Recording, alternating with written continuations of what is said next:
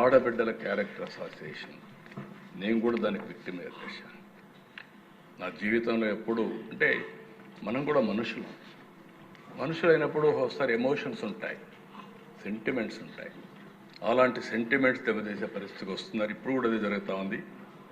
దీనికి ఏ విధంగా ఉండాలనో మీరు కూడా ఐడియాస్ ఇస్తే మెంబర్స్ అందరూ, ఈ ప్రభుత్వం చాలా స్పష్టంగా ఉన్నాం. ఎట్టి పరిస్థితిలో కూడా సోషల్ మీడియా దుర్వినియోగం చేసి ఇష్టానుసారంగా చేసి వాళ్ళు మాత్రం వదిలిపెట్టే ప్రసక్తి లేదు. చట్టపరంగా ఉంటాం, అదే సమయంలో మాత్రం కఠినంగా ఉంటాం. అధ్యక్ష, ఎలక్షన్ మేనిఫెస్టోలో పెట్టే పరిస్థితికి వచ్చావు, కొంతమందికి న్యాయం చేస్తామని, అది కూడా ఒకసారి మీకు ఎక్స్ప్లెయిన్ చేస్తాను. గవర్నమెంట్ ఆఫ్ ఇండియా ఫండ్స్ విషయం, అదర్ ఇనిషియేటివ్స్, ఇవన్నీ అధ్యక్ష. నెక్స్ట్ అధ్యక్ష, ఇప్పుడే మినిస్టర్ గారు కూడా చెప్పారు, ఓవరాల్గా లా అండ్ ఆర్డర్ ఒక విధంగా చెప్పాలంటే నేను ఎప్పుడు 4వ సారి ముఖ్యమంత్రి అయ్యాను, కానీ పోలీసు వ్యవస్థ టోటల్గా భ్రష్టు పట్టే పరిస్థితికి వచ్చాను. బై ఫోర్స్ పోలీసు వ్యవస్థని డీఫంక్ చేసే పరిస్థితికి వచ్చారు.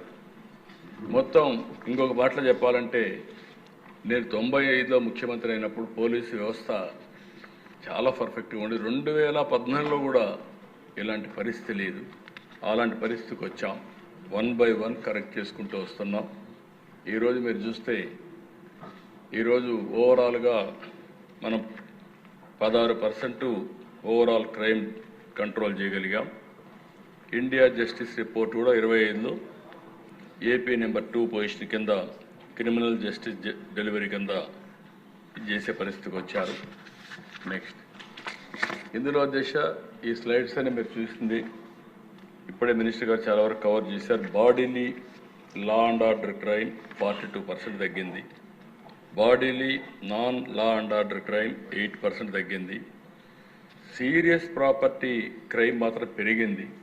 దీనికి కూడా కారణాలు ఎక్స్ప్లెయిన్ చేస్తాను. నాన్ గ్రేవ్ ప్రాపర్టీ క్రైమ్స్ 15% పెరిగాయి. క్రైమ్ అగైనెస్ట్ ఉమెన్ 4.8% తగ్గింది. క్రైమ్ అగైనెస్ట్ ఎస్సీ ఎస్టీ 15% తగ్గింది. ఎన్డీపీఎస్ 21% పెరిగింది, యాక్ట్ చేస్తూ ఉన్నాం. ఫైనాన్షియల్ ఫ్రాడ్స్ 7% పెరిగింది. Road accident 3.5. Cyber crime it is the biggest problem, 31% పెరిగింది అధ్యక్ష. ఇక్కడికి వచ్చినప్పుడు అధ్యక్ష next bodily offences and impact on law and order చాలా రైటింగ్ 42% తగ్గింది. కిడ్నాపింగ్ 16% తగ్గింది. అటెంప్ట్ టు మర్డర్ 15% తగ్గింది. Murders 8%, hurt cases 7%. ఇవన్నీ కూడా చూసినప్పుడు చాలా వరకు కంట్రోల్ చేయగలుగుతున్నాం. కానీ ఈరోజు మనం గుర్తుపెట్టుకోవాల్సింది, నేను ముందే చెప్పాను, నేను రాజకీయాలు చూశాను. నేరస్తులకి అండగా ఉండే రాజకీయాలు నేను చూడలేదు. ఒక ఊర్లో ఒక రౌడీ ఉన్నాడంటే ఆ రౌడీని ఎమ్మెల్యే సపోర్ట్ చేస్తున్నాడంటే ఎమ్మెల్యే నెక్స్ట్ ఎలక్షన్లో గెలిచే పరిస్థితి లేదు. అందుకే పొలిటికల్ పార్టీస్ ఎప్పుడు కూడా ఓపెన్గా షెల్టర్ ఎప్పుడు ఇవ్వలేదు. అలాంటిది ఈరోజు నేర ప్రవృత్తి కలిగిన వాళ్ళే రాజకీయాలకు వచ్చేసే పరిస్థితికి వచ్చారు. ఇది చాలా డేంజర్. నేను ఎన్నోసార్లు చెప్పాను. ఈరోజు మీరు గుర్తుపెట్టుకోవాల్సిన అవసరం ఉంది. ఎవరైతే ఇలాంటి వ్యక్తులు రాజకీయాలకు వచ్చి రాజకీయ షీల్డ్లో ముసుగులో ఇలాంటి పనులు చేసినప్పుడు ముందు ముసుగు తీయాలి, రాజకీయ ముసుగు, తర్వాత నేరస్తులుగా డీల్ చేయాల్సిన అవసరం ఉంది. అప్పుడే ప్రజలు కూడా మనల్ని కరెక్ట్గా అర్థం చేసుకుంటారు. ఆ ఎక్సర్సైజే ఇప్పటికి చేస్తున్నాం, ఇంకా చేయాల్సిన అవసరం ఉంది. ప్రాపర్టీ అఫెన్స్ మీరు ఒకసారి చూసినప్పుడు మర్డర్ ఫర్ గెయిన్ 8% పెరిగింది. డెకాయిటీ 15% పెరిగింది. రాబరీ 46% పెరిగింది.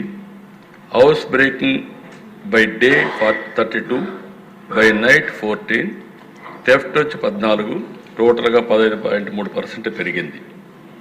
అయితే అధ్యక్ష ఇలాంటివి వచ్చినప్పుడు సమాజంలో కూడా నేను చూస్తున్నా, బంధువుల మధ్యలో కూడా డిఫరెన్సెస్, పంతాలు, పట్టింపులు, చాలా సమస్యలు వస్తున్నాయి ప్రజల్లో కూడా.